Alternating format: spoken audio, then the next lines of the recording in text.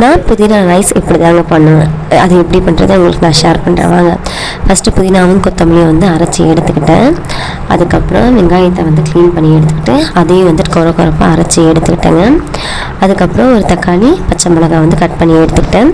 அதுக்கப்புறம் குக்கரில் எண்ணெய் ஊற்றிட்டு எண்ணெய் சூடானதும் அதில் வேர்க்கடலை, சோம்பு, சீரகம், லவங்கம், ஏலக்காயெல்லாம் போட்டுட்டு அது நல்லா வதங்கினதும் பச்சை மிளகாய், அரைச்சி வச்ச வெங்காயத்தையும் போட்டுட்டு அதுலேயே வந்துட்டு தக்காளி ஒன்று ஆட் பண்ணிக்கோங்க. அதில் உப்பு, தனியாத்தூள், மிளகாய்த்தூள், மஞ்சள்பொடி, கரம் மசாலா கொஞ்சம் போட்டு இந்த மாதிரி நல்லா வதக்கிக்கோங்க. அதுக்கப்புறம் அரைச்சி வச்ச புதினா கொத்தமல்லி பேஸ்ட்டையும் அதில் ஆட் பண்ணிவிட்டு அதை நல்லா வதங்கினதும் கர்டு ஆட் பண்ணிக்கோங்க. அதுக்கப்புறம் 1 கிளாஸ் அரிசிக்கு 2 கிளாஸ் தண்ணி ஊற்றுற மாதிரி அரிசியை ஆட் பண்ணிவிட்டு தண்ணியை ஆட் பண்ணிக்கோங்க. டேஸ்ட்டை பார்த்து உப்பை போட்டுக்கோங்க. அதுக்கப்புறம் லெமன் ஜூஸை புழிஞ்சு விட்டுக்கோங்க.